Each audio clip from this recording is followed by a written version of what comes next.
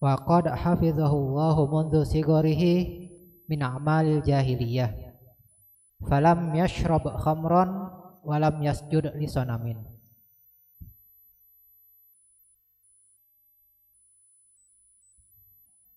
Sesungguhnya Allah Subhanahu wa taala telah memelihara Nabi sallallahu alaihi wasallam dari perbuatan-perbuatan orang jahiliyah yang tidak baik semenjak dari masa kecilnya. Beliau tidak pernah sekali-kali minum arak dan tidak pernah sekali-kali sujud kepada berhala ataupun patung. Meneruskan daripada kehidupan Nabi Shallallahu Alaihi Wasallam sejak beliau masih muda sebelum diangkat atau diutus menjadi seorang nabi ataupun rasul. Jadi beliau Shallallahu Alaihi Wasallam sudah menunjukkan tanda-tanda kenabian mulai daripada beliau masih kecil atau sejak beliau dilahirkan itu sudah menunjukkan tanda-tanda kenabian. Sebelumnya sudah disebutkan di antara akhlak yang terpuji daripada beliau yang menunjukkan sifat-sifat tersebut adalah sifat-sifat seorang yang bakal menjadi nabi ataupun rasul. Begitu juga di antara keistimewaan beliau dicintai, disayangi oleh kaum beliau. Begitu juga keluarga beliau. Nah, ini adalah modal awal bagi seorang yang bakal menjadi nabi ataupun rasul untuk kelak bisa membimbing umat beliau.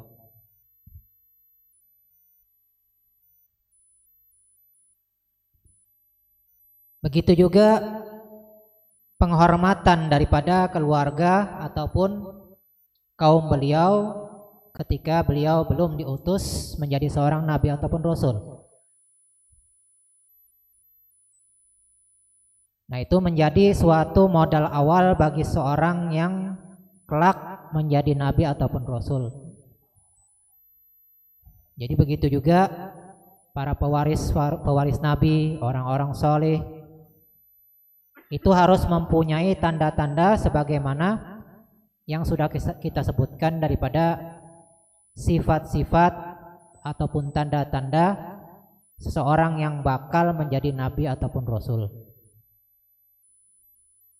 Nah, kemudian yang ketiga daripada tanda-tanda seseorang yang bakal menjadi nabi atau rasul, diantaranya Allah Subhanahu wa taala telah memelihara Nabi Shallallahu Alaihi Wasallam dari perbuatan-perbuatan orang jahiliyah yang tidak baik semenjak dari masa kecil beliau. Bahkan semua orang tua beliau baik dari jihad laki-laki ataupun jihad perempuan itu terpelihara daripada perbuatan-perbuatan orang jahiliyah. Jadi nggak ada yang namanya orang tua nabi itu pacaran, itu nggak ada.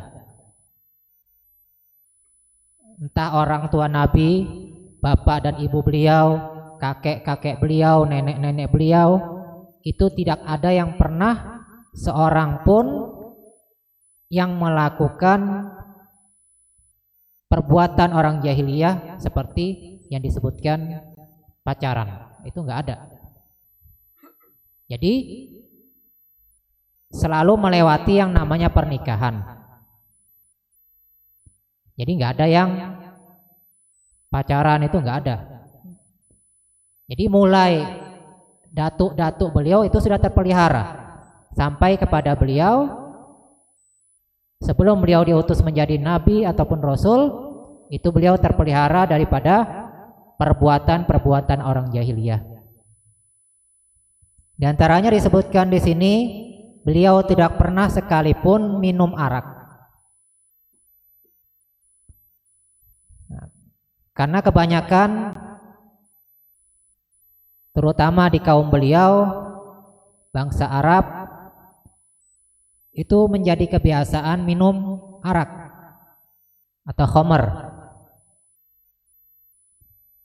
Bahkan banyak di antara sahabat yang pernah meminum arak ataupun khamr. Adapun Nabi kita Shallallahu Alaihi Wasallam itu tidak pernah sekalipun.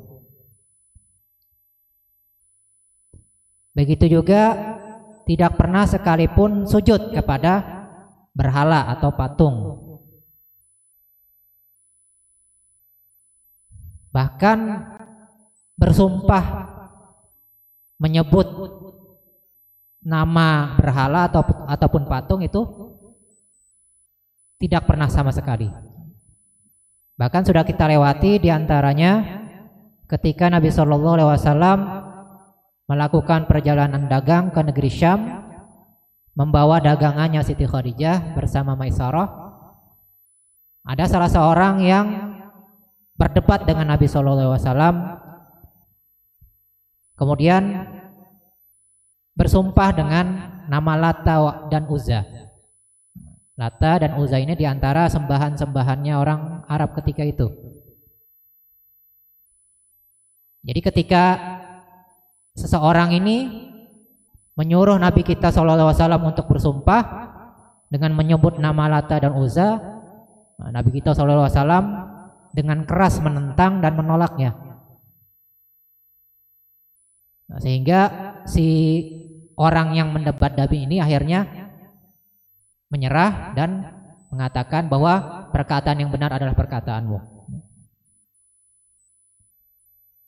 Nah, jadi dengan ketegasan Nabi kita SAW daripada menentang sesuatu yang bertentangan dengan syariat agama, itu bukannya menjadi sesuatu yang menimbulkan pertengkaran di antara Nabi dengan orang tersebut. Bahkan orang tersebut respect dan menghormati Nabi kita Shallallahu Alaihi Wasallam.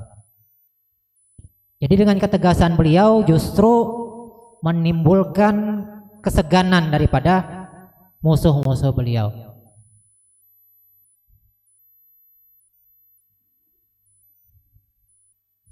Nah, begitu juga yang sudah kita dengarkan ketika beliau ingin mendengarkan atau mendekati daripada pesta perkawinan, pernikahan ketika itu, ketika beliau masih muda dan lagi menggembalakan kambing. Jadi untuk mendatanginya aja nggak sempat, apalagi mendengarkan huru hara atau pesta di pernikahan ketika itu. Jadi ini adalah salah satu yang menjadikan tanda-tanda seseorang yang dipelihara oleh Allah Subhanahu wa taala. Makanya di antara amanat guru-guru kita ketika masih mondok itu ibaratnya tuh kayak diharamkan lah.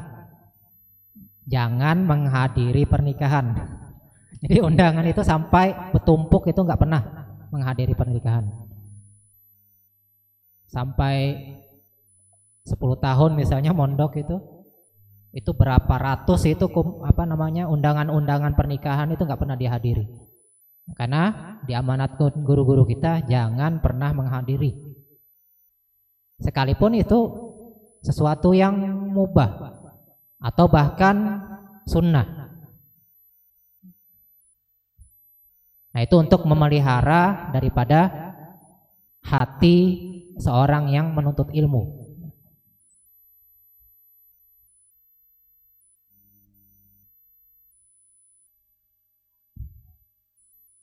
Nah, begitu juga yang kita dengarkan, di antaranya beliau tidak pernah membuka aurat beliau.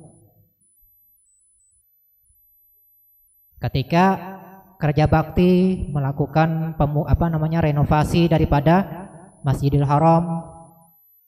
Nah, itu ketika disuruh menyingsingkan kain beliau, sehingga supaya terlihat lutut beliau itu enggak sampai terjadi hal demikian. Saking dipelihara oleh Allah Subhanahu wa taala daripada hal-hal yang tidak baik.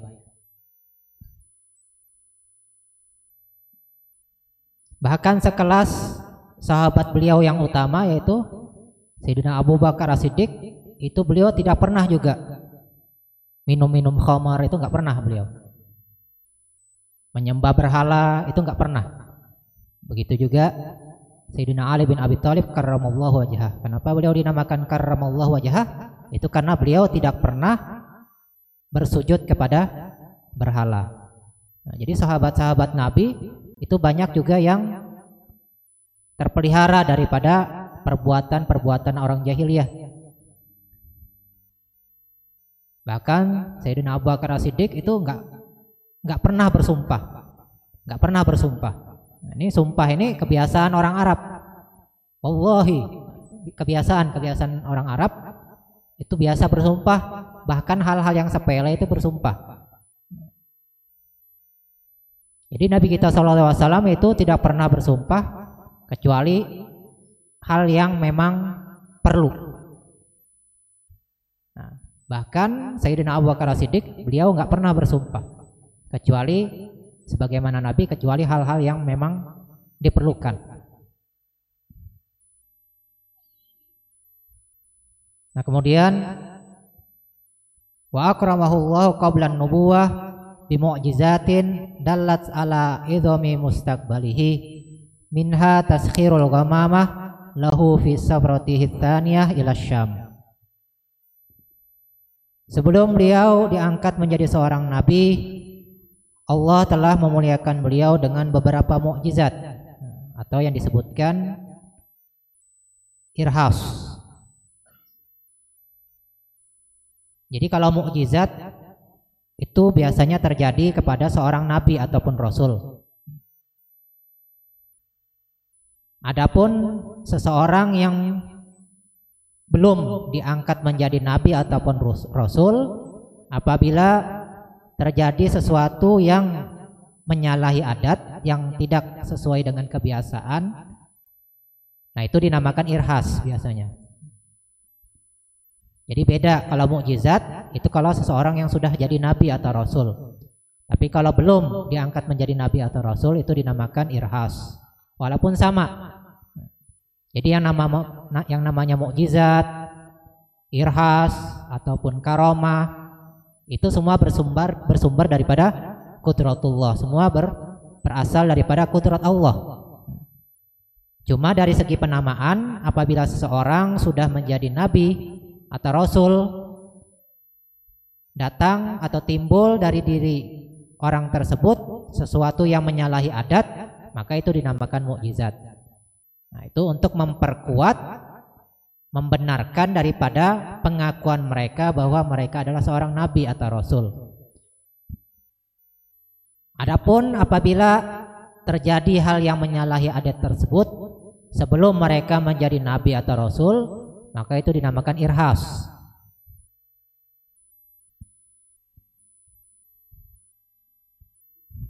Yang menunjukkan kebesaran di masa di hadapan beliau.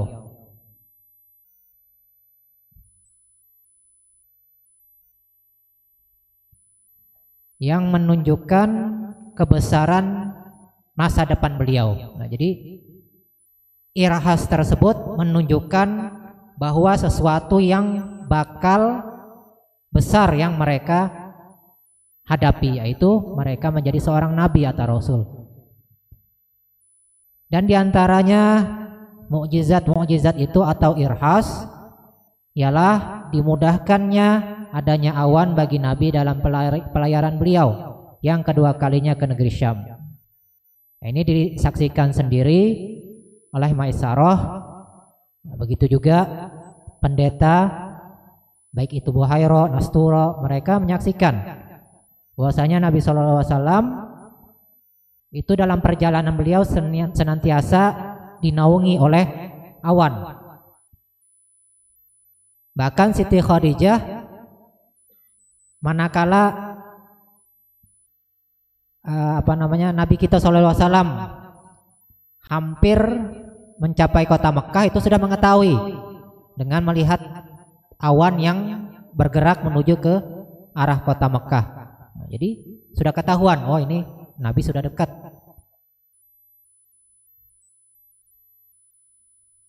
Nah, itu diantara mukjizat atau irhas beliau. Dan disebutkan lagi diantaranya irhas beliau manakala beliau lahir ke dunia, itu disaksikan sendiri oleh baik itu bangsa atau kaum Majusi, orang yang menyembah api. Mereka menyaksikan api yang sebelumnya nggak pernah padam, itu padam dengan sendirinya ketika Nabi kita SAW terlahir ke dunia. Begitu juga istana-istana Persia itu banyak yang runtuh daripada tiang-tiangnya. Dan itu sudah disebutkan di dalam kitab-kitab terdahulu, baik di kitab Taurat, kitab Injil, itu sudah disebutkan.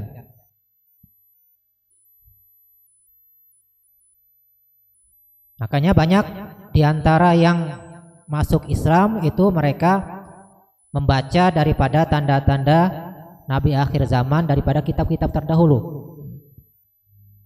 Di antaranya Salman Al-Farisi, beliau membaca daripada kitab-kitab yang beliau dapati. Abdullah bin Salam, Ka'abul Ahbar, banyak diantara sahabat-sahabat yang sebelumnya sudah membaca di dalam kitab-kitab, baik itu kitab Taurat atau Injil, daripada tanda-tanda kenabian.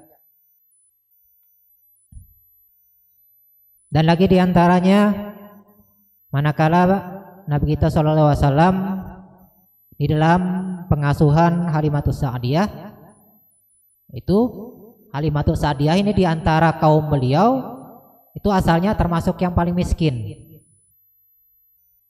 Kambingnya sampai enggak mengeluarkan susu, saking kurusnya, saking miskinnya. Tetapi manakala Nabi kita SAW dalam pengasuhan beliau dan keluarga beliau, maka beliau diantara orang yang dimudahkan oleh Allah Subhanahu Wa Taala rezekinya mereka. Bahkan orang-orang di kampung itu mendapatkan berkah daripada Nabi SAW. Nah, begitu juga diantara irhas atau mukjizat tanda kenabian beliau,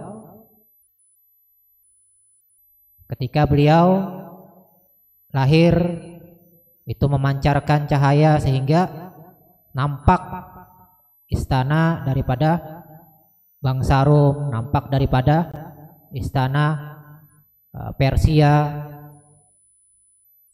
Nah, itu disebutkan oleh ibunda beliau sendiri, bahkan juga bidan beliau yaitu Syafa.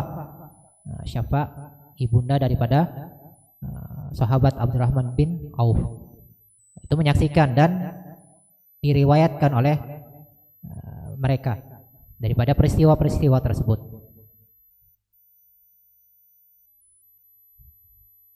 Bahkan banyak yang disebutkan orang-orang yang belakangan yang membuktikan daripada peristiwa-peristiwa yang terjadi baik sebelum Nabi kita SAW diutus menjadi Nabi atau Rasul, atau peristiwa yang terjadi setelah beliau diangkat menjadi Nabi atau Rasul. Daripada mukjizat-mukjizat ini banyak dibuktikan oleh orang-orang yang datang kemudian, baik itu peristiwa misalnya terbelahnya bulan, peristiwa padamnya api yang nggak pernah padam sebelumnya. Nah, ini ketika dibacakan daripada sejarah bangsa Romawi, sejarah bangsa Persia, itu ditemukan kebenaran tersebut ditemukan. Jadi diteliti daripada sejarah. Oh, ini misalnya sejarah bangsa Persia, disebutkan tanggal sekian, tahun sekian terjadi runtuh daripada istana-istana mereka.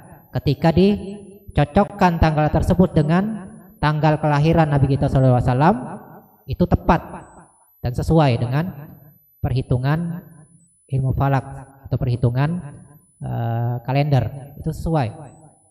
Begitu juga padamnya api yang nggak pernah padam sebelumnya, itu sudah dibuktikan oleh orang-orang yang datang kemudian.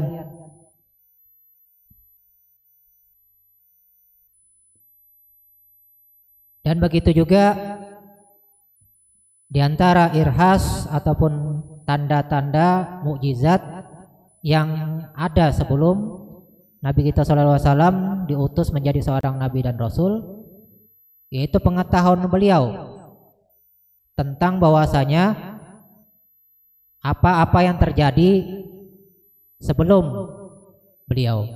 Misalnya beliau menyebutkan bahwasanya Nabi Ibrahim seperti ini, Nabi Musa seperti ini. Padahal beliau adalah seorang ummi yang nggak pernah membaca kitab apapun. Tetapi beliau mengetahui hal-hal yang ada di kitab Taurat ataupun Injil. Sedangkan beliau dikenal dengan ummi, seseorang yang nggak pernah membaca tulisan apapun. Nah, ini bagi Nabi kita SAW, ummi ini atau tidak pernah membaca dan tidak bisa membaca itu adalah sesuatu yang baik. Bahkan itu menunjukkan, membuktikan bahwa beliau adalah seorang nabi dan rasul yang benar.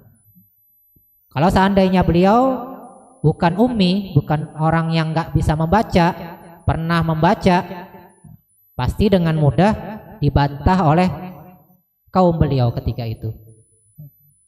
Nah, justru dengan gelar beliau seorang ummi ini menunjukkan, membuktikan bahwa beliau adalah seorang nabi dan rasul yang benar, yang sudah dijanjikan oleh Allah Subhanahu wa taala di kitab-kitab terdahulu. Nah, sehingga beliau berbangga dengan gelar beliau al-ummi tadi. Adapun bagi umat beliau, nah itu adalah sesuatu yang tidak baik. Nah, karena kita justru dianjurkan untuk belajar membaca dan bisa membaca. Jangan mentang-mentang, oh, anak ngikuti sunnah Nabi. Nabi kan nggak pernah belajar, jadi ngapain ikut taklim? Nabi kan nggak pernah ngaji. Nabi kan gelarnya ummi, anak ngikuti sunnah, nggak mau ikut majelis taklim karena Nabi seorang ummi. Nah, ini banyak orang yang berdalil yang tidak tepat. Berdalil karena ngikutin nafsu. Di antaranya tadi, kenapa ente tidak ngaji? Oh, Nabi kan ummi, Nabi nggak pernah belajar, jadi anak nggak belajar juga.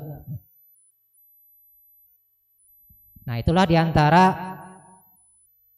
tanda-tanda yang menunjukkan bahwa Nabi kita SAW bakal diutus oleh Allah Subhanahu wa taala sebagai nabi dan rasul dan sebagai penutup daripada semua nabi dan rasul. Nah, itu dinamakan irhas. Sehingga kesimpulannya bahwasanya beliau urifa fi nasyatihi bil akhlaqil fadilah wa kana qaumuhu yuhibbunahu wa asamahu Allahu min a'malil jahiliyah. Dalam masa hidupnya beliau terkenal dengan akhlak-akhlak yang utama, akhlak-akhlak yang terpuji. Baik sebelum beliau diangkat menjadi nabi dan rasul, begitu juga setelah beliau menjadi seorang nabi dan rasul, beliau senantiasa menampilkan akhlak-akhlak yang terpuji. Dan adalah kaum beliau mencintai kepada beliau, baik sebelum beliau utus menjadi nabi dan rasul, begitu juga setelah beliau menjadi nabi dan rasul. Dan Allah senantiasa memelihara beliau dari amal-amal orang jahiliyah.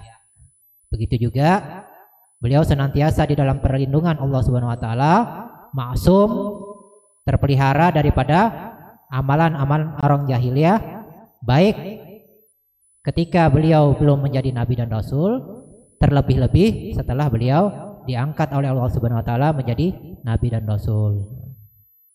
Mudah-mudahan kita mendapatkan pengetahuan yang banyak daripada sirah-sirah yang sudah kita dapatkan. Nah, mudah-mudahan kita bisa mengikuti akhlak-akhlak yang terpuji daripada beliau, menambah-nambah pengetahuan kita, kecintaan kita kepada beliau. Mudah-mudahan kita mendapatkan berkatnya, amin ya rabbal alamin. Nah, itu dulu yang bisa disampaikan, kurang lebih mohon maaf. Wal afu minkum, wallahu subhanahu wa ta'ala alam. لا إله إلا الله الموجود في كل زمان لا إله إلا الله الموجود في كل زمان لا إله إلا الله المعبود في كل مكان لا إله إلا الله المعبود في كل مكان لا إله إلا الله المذكور بكل لسان لا إله إلا الله المذكور بكل لسان لا إله إلا الله المعروف بالإحسان لا إله إلا الله المعروف بالإحسان لا إله إلا الله كل يوم هو في شأن لا إله إلا الله كل يوم هو في شأن لا إله إلا الله الأمان الأمان لا إله إلا الله الأمان الأمان من زوال الإيمان ومن فتنة الشيطان يا قديم الإحسان كم لك علينا من إحسان إحسانك القديم يا حنان يا منان يا رحيم يا رحمن يا غفور يا غفار اغفر لنا وارحمنا وأنت خير الراحمين وصلى الله على سيدنا محمد وعلى آله وصحبه وسلم والحمد لله رب العالمين. الله يغفر لنا يا رب.